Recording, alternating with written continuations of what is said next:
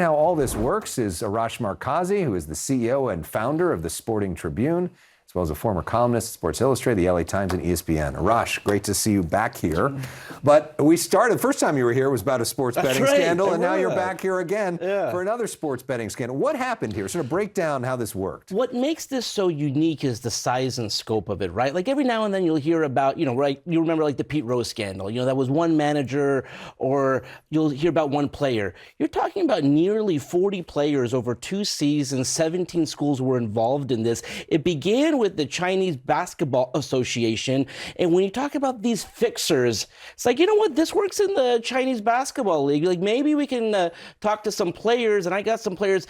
Just to really quickly explain what this point shaving is, and a lot of these have to do with first half bets.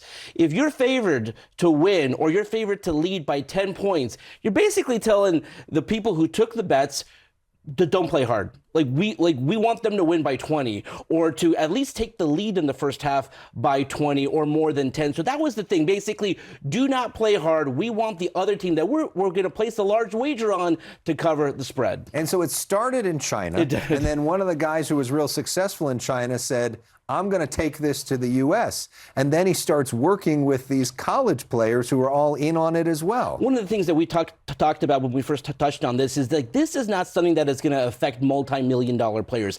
By the way, that now includes multi-million-dollar college players, right? This is not a North Carolina or Duke problem. These are smaller programs and players that don't have any aspirations to play in the pro, but if they do play pro, where are they going to go? They're going to go to China. Right. They're going to go to China. And what was amazing about this, Alex, when you look at the 70-page indictment, and this is why this got flagged, you had nearly a $500,000 bet on Towson to beat UNC, K&T. These are smaller schools that you would not hear until maybe in the tournament if they got that far. So nobody's usually betting $500,000 on those games. Nobody's even watching those games. Well, that's the thing. Most of these games were not even televised. Right. And so all of a sudden that happened. So how did they do it? Some of them fake injuries, some of them, how do they pull it off? One of the more amazing thing was a great majority of these bets were made in the first half. And the way you can kind of get this to players to agree upon it is you can play hard in the second half, don't play hard in the first half. So some of these players were celebrating getting payments of $10,000, $20,000, $30,000 in the first half. And then, listen, you can come back from 20 points down in the game. So all you need is a couple of players who are involved. These guys work out with each other. They talk to each other. So you need a couple of fixers, and it begins in China. And, hey, I got a friend in Towson. I got a friend in UNC-A&T. I got another. Next thing you know, you got 40 players involved in this thing. It's really horrible. You think about how much money is now going into sports, not only with NIL and college basketball, and now all those guys are getting paid, but you think about FanDuel and betting and every network is talking about it as part of their broadcasts as well. And so it is incentivizing a lot of this in a kind of unhealthy way.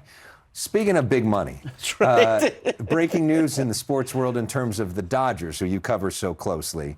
The rich get richer. Yes. Kyle Tucker, who was the best free agent out there. Yep. All the teams wanted him.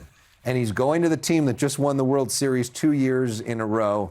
What do we know about his deal, and what does it do for the Dodgers? I mean, he's going to be getting paid $60 million per year, a 4-year short-term deal, $240 million. To your point, the rich get richer. This was supposed to be a quiet offseason for the Dodgers, back-to-back World Series champions. They go out and sign the best closer in baseball, and Kyle Tucker was there. And the Dodgers said, you know what, let's make him some kind of an offer. 4 years, $260 million. They get the best right fielder. By the way, his birthday is Saturday. He's going to be 29 years old, making $60 million a year.